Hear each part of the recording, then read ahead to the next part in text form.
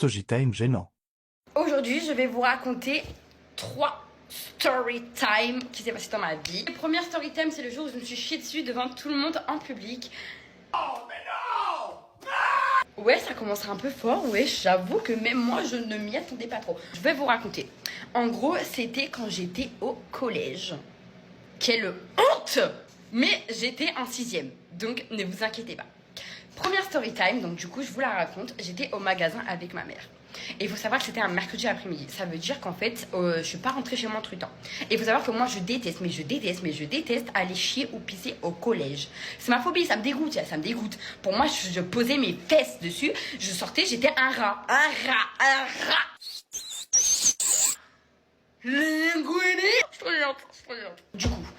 Du coup, quand je suis sortie du collège à midi, ma mère, elle me récupère en voiture et on devait aller faire les magasins. Donc, ça pue la merde d'un coup. Ça veut pas être moi, mais ça va vraiment bien avec le thème pour le coup.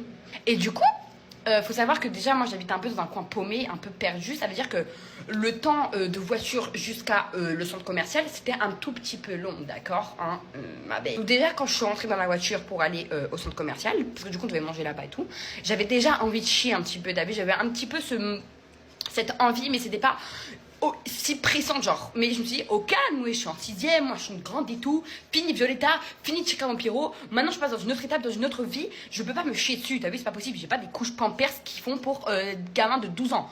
Donc moi je me dis tranquille. Donc on arrive du coup au bout de je sais pas combien de temps au centre commercial, donc on va manger et tout, je crois qu'on allait manger flunch.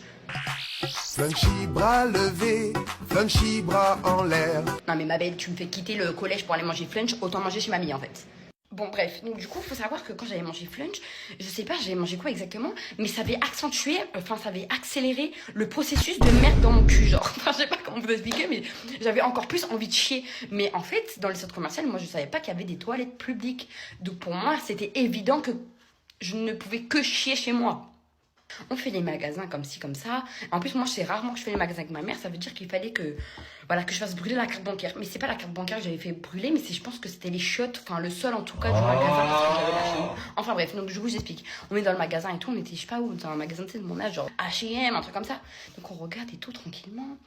Et devant ma mère, je dis, maman, il n'y a pas des toilettes ici et tout. Moi, j'ai grave envie de faire caca, nan.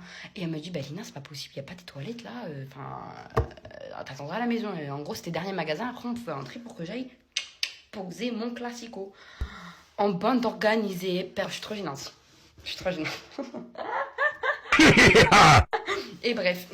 J'attends comme ça. Donc ma mère, elle prend là le temps. Moi, je suis posée, vous savez, il y a des bancs un peu pour attendre. Donc moi, je suis posée sur les bancs comme ça. Ma mère me dit, t'es sûre, tu veux pas essayer? J'étais en mode, non, t'inquiète. Et moi, j'étais assise pour que ça compresse mon cul sur le siège, pour être sûre que je me chie pas dessus. Finalement, je me lève, parce qu'on devait y aller. Je me lève, je ne sais pas comment, mais il y a une coulante qui sort de mon cul. J'avais un putain de pantalon large, c'est-à-dire que le pantalon est tellement large, extra large, que mon caca finit par couler au sol. Mais ça me dégoûte. C'est honteux. Ça me dégoûte. Mais quelle honte. On va m'appeler Miss Cracra, Miss Caca, genre. Petite, je vous jure, je suis désolée. Et là, je sens un truc qui coule. Donc moi, j'ai capté directement que je m'étais chiée dessus. Et le pire, au lieu de courir, faire quelque chose, réagir, je me zépo comme ça au milieu du magasin. Et je dis à maman, j'ai fait caca sur moi. Je pense que j'avais même pas besoin de le dire parce que finalement, elle s'en est très vite rendue compte.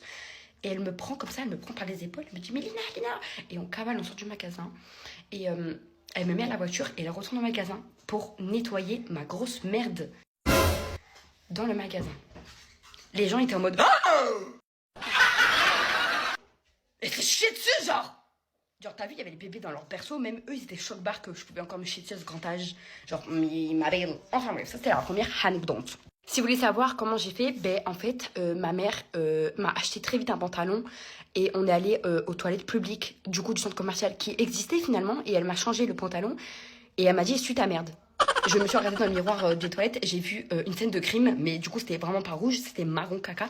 Et je vous raconte même pas l'odeur, mais l'odeur, je pense que j'allais demander aux gens de la sécurité de condamner les toilettes à vie. Enfin bref. Et voilà, likez la vidéo, partagez, commentez, faites ce que vous voulez. Enfin bah, la signalez pas du coup, mais finalement voilà, c'était une expérience un peu cacaboudin. Et si vous voulez d'autres anecdotes, il n'y a pas de souci, donnez-moi des thèmes dans les commentaires et je vous ferai une autre anecdote parce que moi j'aime trop raconter ma vie. Et ma vie est un film, donc il faut bien que je partage cela.